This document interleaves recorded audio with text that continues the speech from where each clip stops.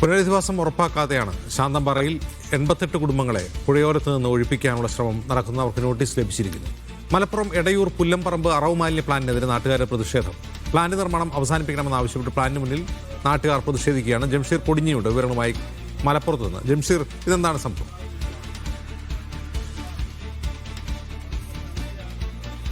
അജിംസി പ്രദേശത്ത് എടയൂർ പഞ്ചായത്തിലെ പുല്ലംപറമ്പ് എന്ന പ്രദേശത്ത് ഒരു അറവ് മാലിന്യ സംസ്കരണ പ്ലാന്റ് വരുന്നുണ്ട്. ഈ പ്ലാന്റ് വരുന്നതുമായി ബന്ധപ്പെട്ടാണ് ഇപ്പോൾ നാട്ടുകാരുടെ പ്രതിഷേധമുള്ളത്. പ്രത്യേകിച്ച് എടയൂർ കുറുവ പഞ്ചായത്തുകളുടെ ഒരു അതിർത്തി പ്രദേശമാണ്. ഈ ഒരു കുന്നിന്റെ മുകളിലാണ് ഒരു ചെറിയ കുന്നിൻ പ്രദേശം. ഇതിന് താഴെ നിരവധി വീടുകളുണ്ട്. ഈ കുന്നിൻ ഭാഗത്ത് നിന്നാണ് ഈ താഴെ ഭാഗത്തേക്ക് വെള്ളം ഇറങ്ങി വരുന്ന ചോലയുള്ളത്. ഈ കിണറുകളിലേക്കൊക്കെ വെള്ളം ഇവിടെ നിന്നാണ് വരുന്നത്. ഈ ഭാഗത്താണ് ഇത്തരത്തിൽ അറവ് മാലിന്യ സംസ്കരണ പ്ലാന്റ് വരുന്നത്. അതിന്റെ അണ്ടർഗ്രൗണ്ട് എല്ലാം തന്നെ ഈ ചോലയുടെ ഭാഗത്താണ്. അപ്പോൾ ഈ പ്രദേശത്തുള്ള നിരവധി വരുന്ന കുടുംബങ്ങളെ സംബന്ധിച്ചിടത്തോളം അവരുടെ വെള്ളം അത് അശുദ്ധമാകും. അതോടൊപ്പം തന്നെ ഈ പ്രദേശത്തെ വീടുകൾ ഒക്കെയുണ്ട്. ഈ കുന്നിന്റെ ചെരുവുകളിലായി നിരവധി വീടുകളുണ്ട്. ആ വീടുകളെല്ലാം തന്നെ ഇത് കാര്യമായി ബാധിക്കും.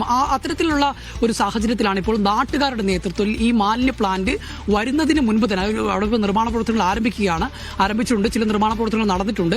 അപ്പോൾ ഇത് മാലിന്യ പ്ലാന്റായി വരുന്നതിന് മുൻപ് തന്നെ അവർ പ്രതിഷേധവുമായി രംഗത്ത് വരുന്നത്. നമുക്കറിയാവുന്നതുപോലെ കോഴിക്കോടൊക്കെ ഇത്തരത്തിലുള്ള മാലിന്യ പ്ലാന്റുകൾ വന്നതിന് ശേഷം അതുണ്ടാക്കിയ ദുരിതം, അവിടുത്തെ ആളുകളുടെ ജീവിതത്തിലുണ്ടാക്കിയ ദുരിതമൊക്കെ അവർ അറിയുന്നത്. അതുകൊണ്ട് തന്നെയാണ് അവർ ഇത്തരത്തിലുള്ള ഒരു പ്രതിഷേധവുമായി വരുന്നത്.